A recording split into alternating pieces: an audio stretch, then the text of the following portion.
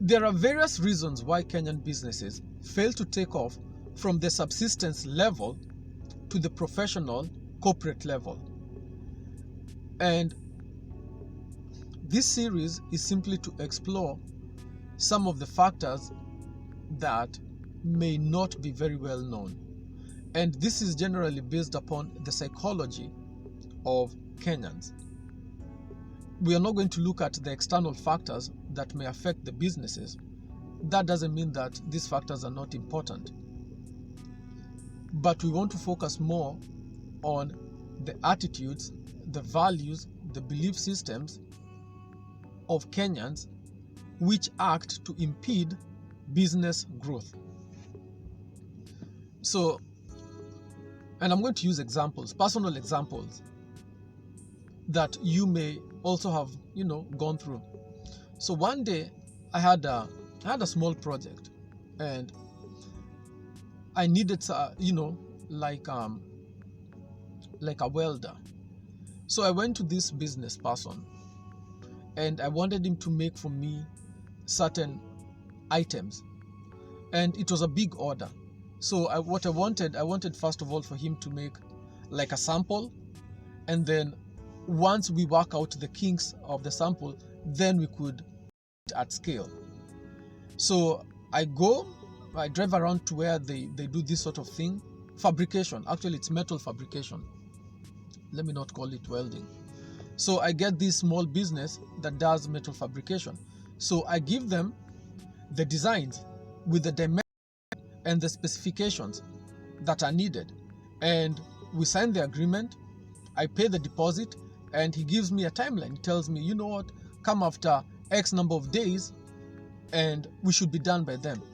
I'm like, cool, it's okay. So I leave and then I come back. Now when I come back, what he has made is completely different from what I wanted. So I'm like, this is it. I'm like, no, this is not it. Because I'm looking at it, I'm like, no, this is not it. I'm like, okay, I gave you the design and it was a professionally drawn design. So why, didn't you follow the design? Because these are not the dimension. The design says it's supposed to be this long, like this, like that. So I tell him I can't receive it because this thing, it's not going to work. So he's adamant that I should take it. I'm like, it's not going to work. What did you do with the design? I gave you all the plans. So I'm like, I can't accept it. So either you fix it according to the design or you give me back my money. So he says he's not going to fix it and he will not refund me my money.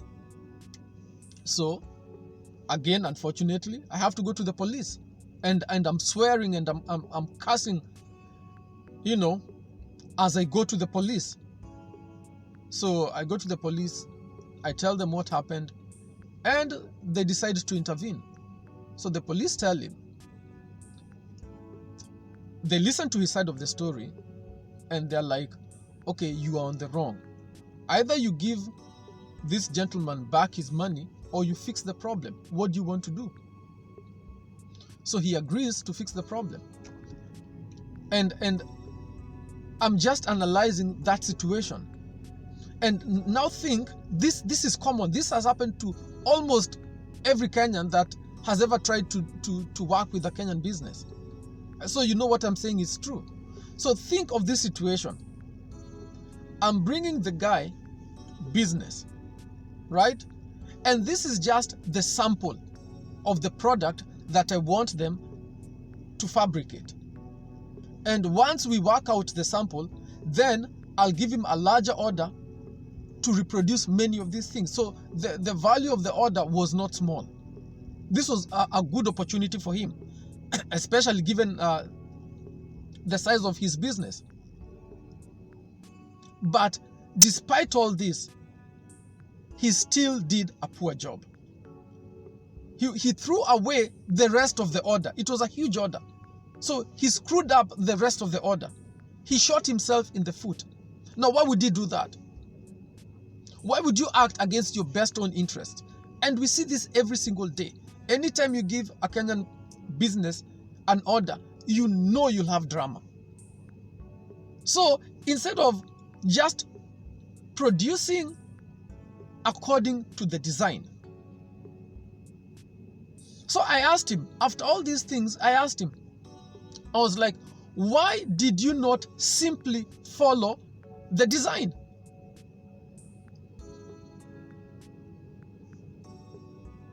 Why?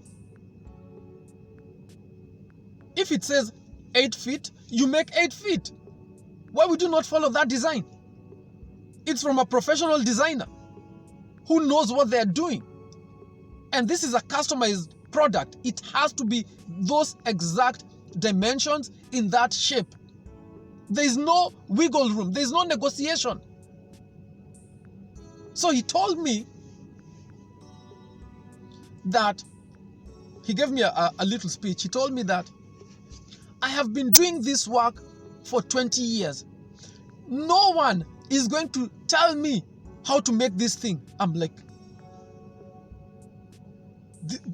you're kidding me. You have to be kidding me. What does your 20 years have to do with the design, with the product design?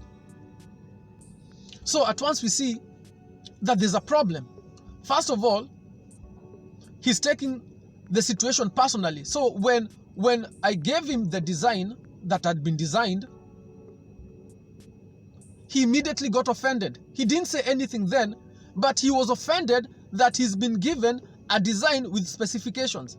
That he normally builds things through guesswork.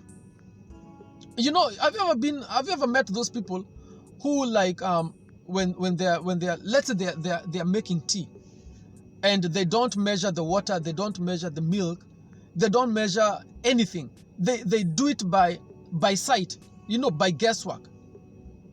So that was his attitude. That I fabricate these things by basically guesswork. I'm like, that can't work, because we need this particular design in this shape, with these angles, in this size. You cannot use guesswork. And so he got offended when when I gave him the design. Do you see the problems in Africa? You see this Juakali attitude of guesswork, of never being precise, you know, this lack of excellence. And so he lost a huge business opportunity. So again, so how do you explain that? Does that make sense to you? And it is clear, just by interacting with him, it is clear why in the 20 years he's been doing that business, he has never grown. I mean, how do you grow when you keep on offending each and every customer that comes to you? For the customer, it's always a nasty experience, because I wasn't going there to have to end up going to the police. And this delayed me because he produced the wrong thing, and there were people who were expecting, you know, that product so that they can do their job. So all of us got delayed, and people lost money. A totally unnecessary delay, because he could not follow very simple instructions. And you will see this over and over again when you're dealing with Kenyan businesses. They can never fulfill the order as you agreed. There has to be some drama. There has to be a lot of headache, a lot of back and forth. And you simply can't work with the overwhelming majority of Kenyan businesses. And even when there are no integrity issues concerned, because a lot of times there are also integrity issues of shortcuts, not producing what we have agreed in the quality that we agreed. Someone wants to do a shortcut, overprice and under-deliver. And so that explains why so many of our businesses cannot prosper. Even if the entire population was rich, these businesses would still fail. How do you offend each and every customer that comes to you? Because when a customer comes to you, if you do a very good job, they will refer their friends to you. Especially people in a particular industry. Like in that industry that I was in, I would have referred him to so many other people, because people keep on asking you, who did this for you? Who produced this for you? Can you give me their contact? If it's a good thing. So in losing me as a customer, first of all, he lost the rest of the order. He had to build it again at his cost, which means he didn't make money at all from that order. And he lost any reference that I would have brought to him and any hope of future business from me. And so majority of businesses in Kenya are like that. They can never prosper, ever. They act always against their best interest. Customer experience is something that they never think of. And with that being said, I also went to another company, a small company, almost doing a similar type of job. Now this company, the guy that was running this company, it was his business. I was very, very impressed, because once I walked into his shop, he actually had a small showroom with samples of the products that he makes. I was very impressed. I was really impressed just by the presentation, the way everything had been laid out. He had catalogs, and when I talked to him, he was very professional, and he was knowledgeable in what he was doing. He understood how to read plans, how to read the designs, and his delivery times were excellent. So there's some hope. I felt there was hope, because his entire attitude was like a winning attitude. Very professional, very to the point. I was really impressed. He didn't have like, it wasn't like an expensively, built shop. But with the little that he had, you could see that this guy will succeed. Just by the way he is, you could just know he will succeed. Give him enough time, he will grow. And there's also another company that I also worked with that was very impressive. And they were producing like concrete products. And so I went there to have a discussion with them. And they told me, we can't have this discussion here. We'd have to come and visit the job site itself. And once we see it, then we can make recommendations. So I told them, okay, fine. You can come see. So they came to see the job site. And within 24 hours, I was really impressed, because within 24 hours, they had already produced like a design on computer. They had printed it. It was accurate according to the dimensions that we needed. Like they had a whole mini proposal within 24 hours. A very, very quick turnaround. I was really impressed. And I immediately gave them the order. And the good thing about them, it was a one-stop shop experience. You come, you give them the order, you agree, and then they come and finish it up. You don't have to hire a different group to do anything else. They are one-stop shop for that activity. So that was very impressive, very, very impressive. And I also knew that this small company will also succeed if you give them enough time. And I would recommend them to anyone who ever asked me, who did this for you? So the situation is not totally hopeless. What we are trying to say is that the overwhelming majority of businesses in Kenya cannot succeed, not because the economy is bad, quote unquote, not because customers are not there, quote unquote. It's because they are self-defeating in their attitude. And it doesn't appear that education helps. And that is what is bizarre.